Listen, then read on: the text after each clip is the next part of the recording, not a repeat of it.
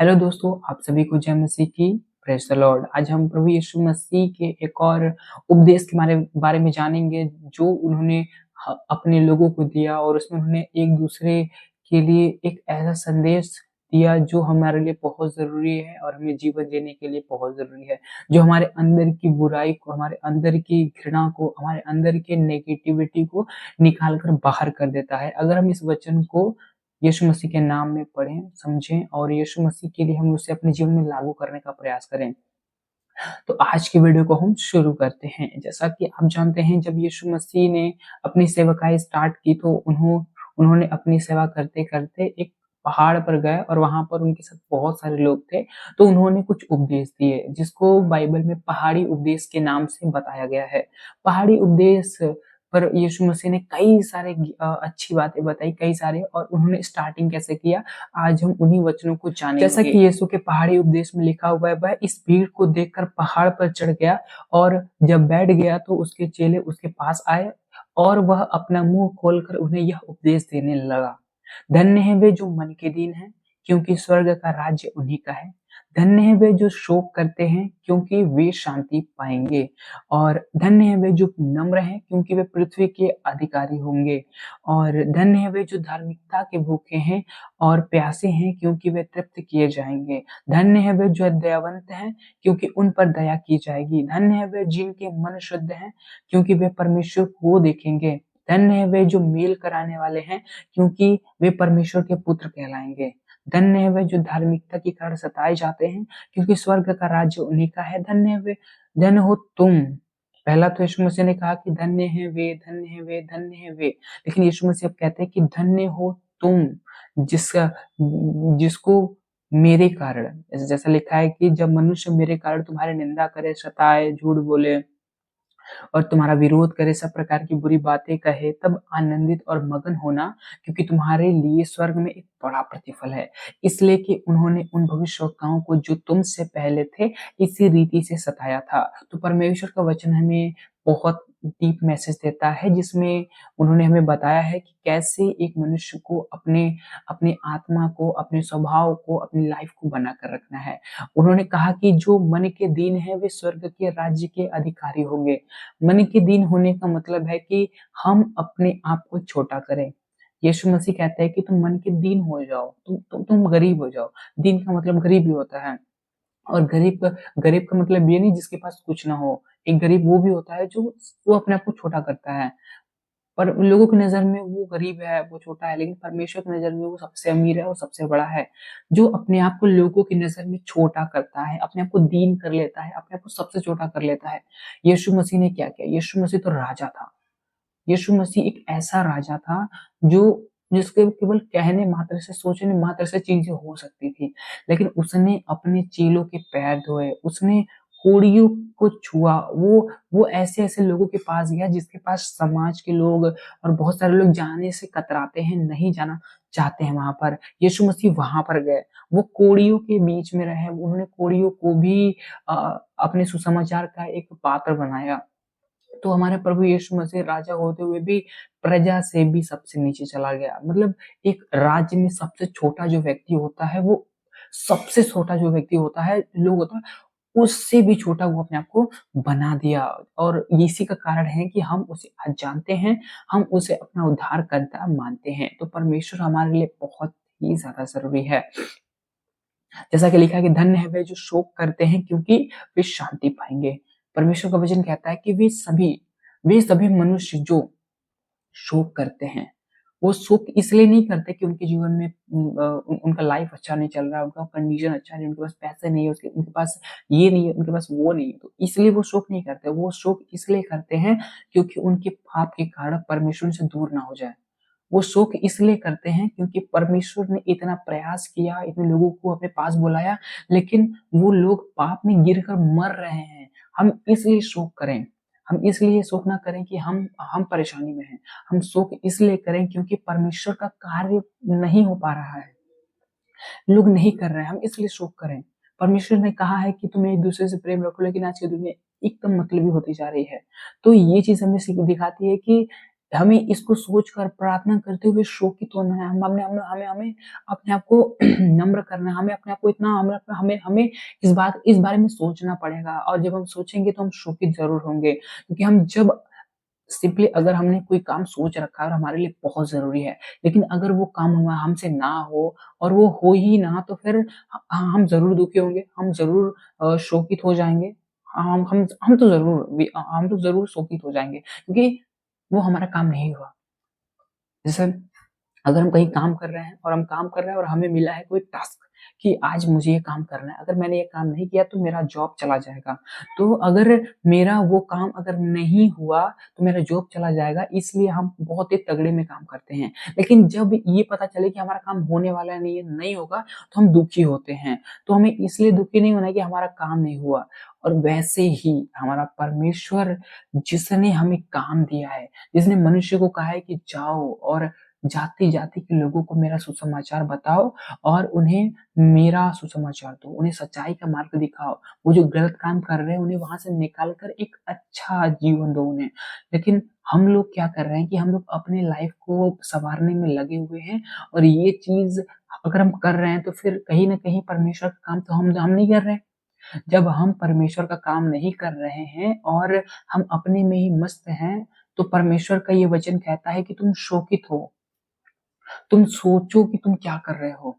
तुम अगर तुम अगर मेरा काम नहीं करोगे तो कौन करेगा? वो अलग बात है कि परमेश्वर अपने कार्य के लिए किसी न किसी को उठा ही लेता है। अगर वो किसी को उठाने का प्रयास करता है और वो ज़बरदस्ती नहीं उठता है और लेकिन परमेश्वर फिर भी उसे उठाते हैं, लेकिन फिर भी वो अगर नहीं उठता है तो परमेश्वर उसकी जगह किसी और को नियुक्त कर देते हैं। परमेश्वर ने अगर हमारे लिए कुछ आशीष ठहराई है, लेकिन अगर हम वो काम ही नहीं करते हैं, तो वो आशीष किसी और को मिल जाएगी। वो किसी और के हिस्से में चली जाएगी। तो हम ये नहीं चाहते कि हमारी ब्लेसिंग्स और हमारा खज़ाना दूसरे के हाथ में जाए। तो इसलिए हमें काम करना पड़ेगा और ये काम हमें इसलिए करना पड़ेगा क्योंकि हमारा परमेश्वर सबसे महान है और उसने हमें हमें योग्य ठहराया है कि हम करें। आगे कहता है कि धन्य है वे जो नम्र हैं क्योंकि वह पृथ्वी के अधिकारी होंगे। नम्र होने का क्या अर्थ है?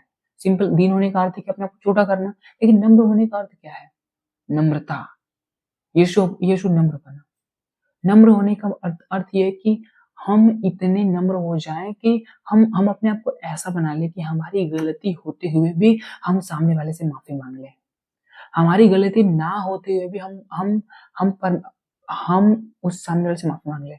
हमारी गलती हो तो हम माफ़ी माँग लें, पश्चाताप कर लें। लेकिन अगर हमारी गलती ना भी हो और हमारे माफ़ी माँगने से मामला शांत हो जा रहा है, तो फिर हमें माफ़ी माँगनी चाहिए, परमेश्वर का वचन कहता है।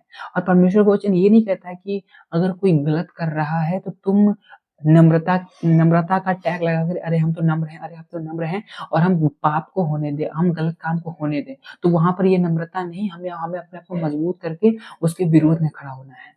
यीशु मसीह नम्र थे, लेकिन वो मंदिर में गए तो वहाँ पे उन्होंने नम्रता नहीं दिखाई कि अरे तुम लोग ये क्या कर रहे हो? हट जाओ, नहीं। परमेश्वर ने वहाँ पे सब कुछ उठा के फेंक दिया, क्योंकि वहाँ पे नम्रता काम नहीं आने वाली। क्योंकि लोगों ने परमेश्वर की आज्ञा का उल्लंघन किया है। तो हमें समझना होगा, परमेश्वर कहता है कि कुछ भी करने से पहले सोचो कि क्या वो कैसा है? वो काम कैसा है? कैसा वो काम है? सोचो पहले, परमेश्वर का वचन कहता है। हम भी सोचें कि हम क्या करते हैं। तो नम्रता का मतलब ये नहीं है कि हमें हर हर जगह शांत रहना है। हमें परमेश्वर से पूछना है कि परमेश्वर यहाँ पे मुझे शांत रहना है या मुझे कुछ बोलना है? परमेश्वर कहेगा कि हाँ, यहाँ पे शांत रहना है। अरे यहाँ पे तुमको बोलना पड़ेगा। तो परमेश्वर हमें बताएगा कि हमें क्या करना है। और आगे जैसा लिखा हुआ है कि धन्य है वे जो धार्मिकता के भूखे हैं और प्यासे हैं क्योंकि वे तृप्त किए जाएँगे। धार्मिकता के भूखे और प्यासे होने का क्या मतलब है? ऐसे लोग जो परमेश्वर को खोजते-खोजते अपना शुद्ध बुद्ध खो दें। हम परमेश्वर को खोज रहे हैं, खोजते उसके पीछे-पीछे चल रहे हैं। लेकिन परमेश्वर अगर इस जीवन के रहते अगर परमेश्वर का दर्शन हमें नहीं मिला, तो परमेश्वर कहता है कि ऐसे लोगों को मैं तृप्त करूँगा और मैं ऐसा तृप्त करूँगा कि ये कभी भूखे ही नहीं होंगे। ऐसे लोग जो परमेश्वर को खोजते रहते हैं और एक समय ऐसा आता है कि वो खोजते-खोजते वो निराश होने लग जाते हैं, तो परमेश्वर कहता है कि ऐसे लोग निराश ना हों। मैं उन्हें तृप्त करूँगा। वो जो चाहते हैं मैं उनके लिए करूँगा, क्योंकि जो उनके लिए योग्य है मैं करूँगा, क्योंकि मैं उनके साथ हूँ। मैं उनको भूख नहीं लगने दूँगा, मैं उनको प्यास नहीं लगने दूँगा, मैं उन्हें कमज़ोर नहीं होने दूँगा। परमेश्वर का वचन कहता है और परमेश्वर करता भी है। ये केवल कहने वाली बातें नहीं, ये चीज़ें होने वाली बातें हैं। जैसा कि लिखा है कि धन्य है वे जो दयावंत है, क्योंकि उन पर दया की जाएगी। परमेश्वर का वचन कहता है कि ऐसे सिंपल सिंपल शब्दों में परमेश्वर कहता है कि ऐसा व्यक्ति जो दूसरों को माफ करता है, उसे मैं माफ करूंगा। सिंपल है कि अगर कोई व्यक्ति दूसरों को माफ करना जानता है, तो परमेश्वर उसे भी माफ करेगा। अगर परमेश्वर दूसरों को माफ करना जानता है, सोचिए, अगर परमेश्वर दूसरों को माफ करना जानता है, तो वो भी हमें माफ करेगा। क्योंकि जब हम दूसरे को, क्योंकि यीशु मसीह ने एक दृष्टांत बताया था कि एक व्यक्ति है जिसके ऊपर कर्जा है। अब क्या था कि उसने जैसे कर्जा लिया था, अब क्या अब उसको चाहिए था कि अम, मुझे पैसा दो। मतलब एक व्यक्ति ने किसी बड़े व्यक्ति से उधार लिया, पैसा लिया, लेकिन वो समय पर नहीं चुका पाया।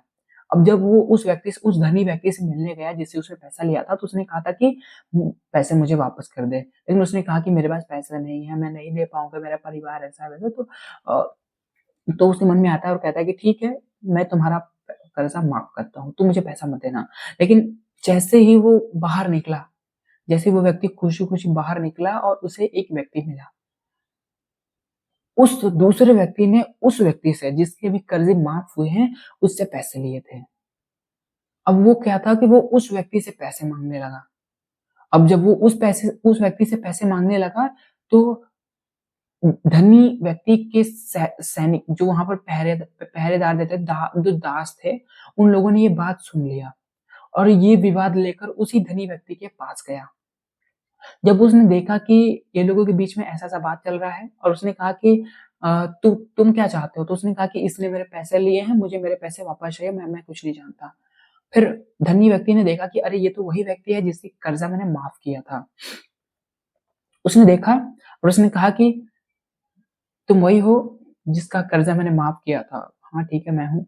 तो उसने कहा कि जब मैंने तुम्हारे कर्ज़े को माफ़ किया क्योंकि तुम्हारी स्थिति सही नहीं थी और तुम उस व्यक्ति से पैसे माँग रहे हो, उसकी भी स्थिति सही नहीं है, वो दे नहीं पा रहा है, तो तुम उससे ज़बरदस्ती पैसे माँग रहे हो। अब मैं तुम्हारा कर्ज़ा माफ़ नहीं करूँगा, अब तुम मेरा पैसा दोगे। अब तुम मेरा पैसा तो दोगे ही दोगे। यह सुनकर वो व्यक्ति चिंतित हो जाता है, क्योंकि ऑलरेडी उसके पास पैसा नहीं था देने के लिए, तो वो दुखी हो जाता है। और ये पूरे दृष्टांत से यीशु मसीह का कहने का मतलब ये था, अगर तुम्हारे कर्ज़े माफ़ हुए हैं, अगर तुम्हारे कर्ज़े माफ़ हुए हैं, अ अगर तुम्हारे पाप माफ़ हुए हैं, तुम्हारी गलतियाँ माफ़ हुई हैं, तो तुम्हें भी चाहिए कि तुम भी दूसरों की गलतियों को, दूसरे के पाप को माफ़ कर सको, क्षमा कर सको। क्योंकि हमारा परमेश्वर इतना महान है कि उसने माफ़ किया है, तो हमें भी चाहिए कि हम भी करें, हम भी माफ़ करें। क्योंकि जब हम खुद नहीं करेंगे, तो हम कैसे दूसरों को कह सकते हैं कि तू ऐसा कर? बाइबल में साफ-साफ लिखा है कि अगर जब खुद की आँख में लट्ठा पड़ा हुआ है, बड़ा-सा पट्टी पड़ा हुआ है, तो हम दूसरे को कैसे कह सकते हैं कि अपनी आँख का तिनका हटा ले, निकाल ले? हम नहीं कह सकते। परमेश्वर वचन साफ-साफ कहता है कि जब हम खुद को नहीं बनाएँगे, तो फिर दूसरों को क्या ही बनाएँगे? और ये वचन जो लिखा है कि जो दयावंत है, जो दया करेगा उसी पर दया होगी, सिंपल सी बात है। जो दया करेगा, उसी पर दया होगी, सिंपल। और आगे लिखा हुआ है कि धन्य है वे जिनके मन शुद्ध हैं, क्योंकि वे परमेश्वर को देखेंगे।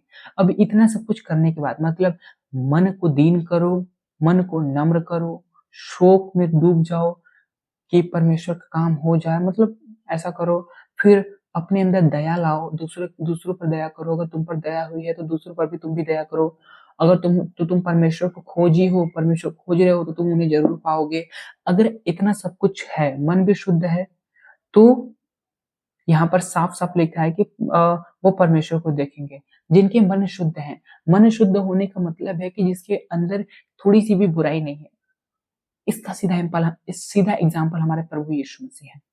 हमारे प्रभु यीशु मसीह इतने दीन थे, इतने नम्र थे कि उन्हीं के सामने कोई खड़ा भी नहीं हो सकता है। उसके बाद उनके सामने कोई स्टैंड भी नहीं हो सकता है, कोई भी नहीं। ऐसा कोई है ही नहीं जो परमेश्वर के सामने खड़ा हो जाए और उसकी उस प्रभु यीशु मसीह को कंपेयर कर सके। उसने तो अपने ऊपर इतनी सारी चीजें होने के बाद भी लोगों के लिए क्षमा मांग लिया, और आज हमें एक तो थप्पड़ क्या लग जाए, हम उसे भी बदला लेने लग जाते हैं। अगर 4 लोग के बीच में भी कोई हमें मार दे, तो फिर भी हम बदला लेने लग जाते हैं। लेकिन हमारा प्रभु यीशु मसीह, इतना सब कुछ हुआ, उसको मार डाला गया, फिर भी उसने नहीं किया। अगर उसने कहा होता तो फिर सब खत्म हो जाता, लेकिन ऐसा नहीं हुआ, क्योंकि हमारा परमेश्वर महान है। और ऐसे लोग ही परमेश्वर को देखते हैं, ऐसे लोग ही परमेश्वर को देखते हैं। परमेश्वर का वचन कहता है कि धन्य है वे जो मेल कराने वाले हैं। हर वो व्यक्ति जो परमेश्वर तक लोगों को पहुंचाता है, ऐसे सभी लोग परमेश्वर के पुत्र कहलाएंगे। ऐसे सभी व्यक्ति मतलब कस्टमर को दुकान तक पहुंचाना और दुकान से कमीशन लेना, सिंपल। वैसे ही लोगों को जो भटके हुए हैं, परमेश्वर तक पहुंचाएं और उनके जीवन को एक अच्छा और सच्चा राह दे, जो हमारा प्रभु यीशु मसीह बोलता है, प्रेम की राहें दो और एक दूसरे पर दया करो। अगर ऐसे में परमेश्वर के पास लेकर आता है, तो उसके जीवन में परमेश्वर ने कहा है कि वो उसे अपना पुत्र बनाएगा, वो उसे अपना पुत्र कहेगा। ऐसे लोग ही परमेश्वर के पुत्र कहलाएंगे, जो मेल मिलाप कराना जानते हैं, झगड़ा कराना नहीं, अलगाव कराना नहीं, मेल मिलाप कराना जानते हैं। ऐसे लोग ही परमेश्वर के साथ रहेंगे, पुत्र कहलाएंगे। और धन्य है वे ऐसे लोग जो धार्मिकता के कारण सताए जाते हैं। हर वो व्यक्ति जो परमेश्वर का नाम लेने के कारण सताया जाता है, ऐसे सभी लोग परमेश्वर के साथ रहेंगे, और ऐसे लोग ही स्वर्ग के राज्य के अधिकारी होंगे। सिंपल सी बात है, जो लड़ेगा राज्य उसी का होगा। अगर दो लोग आपस में लड़ रहे हैं किसी चीज के लिए, तो जो जीतेगा वो चीज उसी की होगी। वैसे ही जो परमेश्वर के कारण लड़ेगा लोगों से, शैतान से लड़ेगा, लोगों से लड़ेगा, तो स्वर्ग का राज्याधिकार भी उसी का होगा, क्योंकि वो परमेश्वर का है। और आगे लिखा है कि धन्य हो तुम जब मनुष्य मेरे कारण तुम्हारी निंदा करे, सताए, झूठ बोलकर तुम्हारे विरोध में सब प्रकार की बुरी बातें कहे, तब आनंदित और मगन होना, क्योंकि तुम्हारे लिए स्वर्ग में एक बड़ा प्रतिफल है, इसलिए कि उन्होंने उन भविष्यवक्ताओं को जो तुमसे पहले थे इसी रीति से सताया था। हम जानते हैं कि जितने भी पुराने नियम में नबी हैं, जिन्होंने परमेश्वर का काम किया, परमेश्वर के सच्चे वचन को फैलाया, परमेश्वर के प्रेम के संदेश को लोगों तक पहुंचाया, ऐसे सभी लोगों को संसार के लोगों ने, गलत काम करने वालों ने मार डाला, खत्म कर दिया, उनके साथ बुरा किया। ऐसे बहुत उदाहरण बाइबल में भरे पड़े हैं, बहुत हैं। तो ये चीज हमें दिखाती है कि सताव विरोध तो आने ही है, लेकिन हम अपने आप को इतना दृढ़ कर ले, इतना मजबूत कर ले कि हम परमेश्वर के सामने बैठ सके, हम परमेश्वर के सामने खड़ा हो सके, परमेश्वर हमें अपना बेटा कह सके। तो परमेश्वर हमारे लिए बहुत ज्यादा जरूरी है, बहुत बहुत बहुत ज्यादा जरूरी है। इसलिए हमें उसके साथ बने रहना पड़ेगा, उसके साथ रहना पड़ेगा। तो ये पूरा वचन जो यीशु का पहाड़ी उपदेश है, इस पूरे वचन में हम ये सीखते हैं कि एक मनुष्य को अपने आप को कैसा बना के रखना है, एक मनुष्य को परमेश्वर के सामने अपने आप को कैसा दीन, कैसा कितना पवित्र बना कर रखना है, क्योंकि हमारा परमेश्वर इतना महान है, इतना सच्चा है कि उसने हमारे अंदर लाख गलतियां होते हुए भी उसने हमें संभाला है, उसने हमें इकट्ठा करके रखा है। तो ये चीज बहुत ज्यादा, तो हम नहीं कह सकते कि मतलब हार्ड है, ऐसा कुछ है तो नहीं, लेकिन हम अपने आप को परमेश्वर के सामने रख जरूर सकते हैं। हम परमेश्वर के सामने अपने आप को रख सकते हैं, परमेश्वर के नाम को ऊंचा कर सकते हैं। हमारा परमेश्वर हमारे लिए जरूरी है, ना कि कोई और, क्योंकि उसके लिए हम जरूरी है। परमेश्वर, अगर परमेश्वर को चुनना पड़े, हम अगर उसके उसके लोग हैं, संसार के लोग हैं, शैतान है, जानवर हैं, बहुत सारे चीजें हैं, तो परमेश्वर अपने लोगों को चुनेगा, परमेश्वर अपने लोगों को बचाएगा, उसके बाद किसी और का नंबर आएगा, क्योंकि हमने वीआईपी सीट बुक करके रखा है परमेश्वर के लिए। क्योंकि हम परमेश्वर में अगर काम करेंगे, तो परमेश्वर हमारे लिए काम जरूर करेगा। परमेश्वर को नहीं चाहिए कि हम सबसे पहले कुछ भी करें, परमेश्वर को चाहिए कि हम परमेश्वर को अपने जीवन में सबसे ऊंचा स्थान दें, उसके प्रेम के संदेश को अपने जीवन में लागू करें, अपने आप को दीन करें, अपने आप को नम्र करें, अपने आप को दयावंत करें, अपने आप को दयावंत बनाए, मतलब हम दूसरों को माफ कर सके, ऐसा बने। तो आज की वीडियो को हम यहीं तक रखते हैं। आई होप अब हम सभी ने इस वचन से कुछ ना कुछ जरूर सीखा है। अगर हमने कुछ सीखा है, तो हम परमेश्वर को धन्यवाद दें और परमेश्वर के नाम को ऊंचा करें। यीशु मसीह नासरी हम प्रभु यीशु मसीह के नाम को ऊँचा करें और उसी के काम को करते रहें और प्रेम और दया और करुणा का संदेश लोगों तक पहुँचाएँ, जिससे लोग एक-दूसरे से प्रेम और आदर के साथ मिले-जुले और व्यवहार करें। तो हम सभी मिलते हैं नेक्स्ट वीडियो में। आप सभी को जय मसीह की। हम सभी परमेश्वर के काम को करते रहें, उनके इस प्रेम के संदेश को अपने और अपने लोगों के बीच में फैलाएँ, जिससे लोगों के बीच जो मनमुटाव चीज़ें चलती हैं, एक-दूसरे के विरोध में बातें जो चलती हैं, वो खत्म हो सके। क्योंकि परमेश्वर का प्रेम ही सभी चीज़ों को शुद्ध और पवित्र कर सकता है।